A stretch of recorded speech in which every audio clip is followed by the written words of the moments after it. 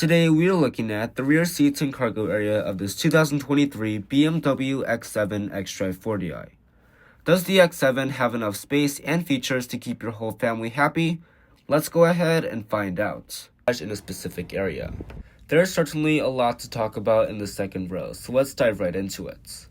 On the door panel, you get a lot of storage, leatherette on your armrest, open portwood trim, ambient lighting, and a speaker grille. The sunshades on both windows are controlled with buttons on the door as well as the shade for the panoramic sunroof. The seats will have these dangerously comfortable pillows, and they will be made of this quilted and perforated cognac sensifin leatherettes. These seats will also be heated and 6-way power adjusting. I like that you get the power adjusting as standard equipment on the X7 and you don't have to pay for it because this can be very convenient. If the third row is folding down and the seat is reclined back too far, the seat back will actually move forward as long as nobody is in it so that the third row can actually fold down. And also you can control the seat from the front. I like that you get extra vents in the B pillar, and moving to the center you'll find a fold down armrest with storage and felt lining. You're also going to get cup holders, but I just don't know why the armrest has to be so firm. On the back of the seat, you'll find a USB-C port, an iPad mount, and a seat back pocket. The back of the seat is going to be made of soft touch plastic so that you can clean it a little bit easier. In the center, you'll find 2 vents and the third and fourth one of climate control. You also get heated seats on every model. Now, there's also going to be a little storage area right under that, and to wrap things up, you'll find 2 USB-C ports and a 12-volt outlet. Now let's move on to the third row of seats because this is perhaps the most important part about the BMW X7. To get into the third row, you will have to push a button and that will electronically move the seat out of the way.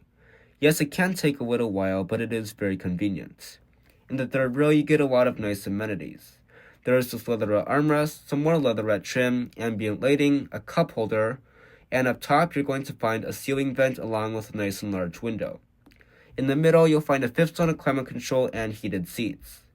There is also going to be a sunroof up top with a powered shade. The BMW X7 is pretty much in a class of its own when it comes to third row luxury. For example, the Jeep Grand Wagoneer is the only other vehicle that has a sunroof in the third row, and it doesn't even come as standard equipment. The Mercedes GLS is the only other vehicle in the segment that has a 5th zone of climate control. I think that all of these features are pretty crazy, and if you are willing to compromise a little bit of space in the third row, I think this would be perfect. Last but certainly not least, you can fold up or fold down the third row from the second row. I think this design is very clever because in case you forgot to fold up the third row because you forgot that you were taking some people around, you don't have to go all the way around to the trunk to fold up the third row. You can just simply do it from the second row.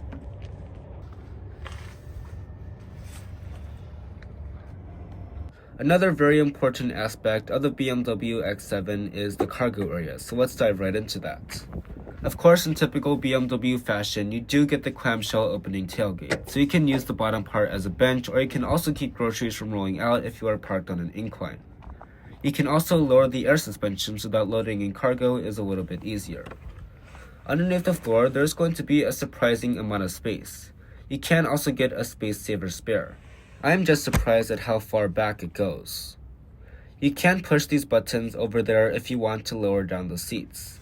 You can push one of the shortcut buttons like max luggage and that will fold down all of the seats. I really like how the power seats all work together so that all of them can fold down easily and efficiently. The third row will fold down first, and then the second row will slide all the way back and then fold down. Just note that if you get the captain's chairs, they will not be able to fold flats. They will only be able to move out of the way by moving all the way forward. Let's talk dimensions really quick. With the third row up, you'll find 12.8 cubic feet of space, which is not very good for the segment, but I think it will be good enough for most families. Behind the second row, you'll find 48.6 cubic feet of space, and as maximum, there will be 90.6 cubic feet.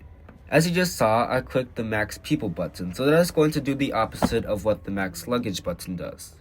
The third row is going to fold up first, so the second row is going to move up, and the first row is going to move up so that the second row can fold up easily.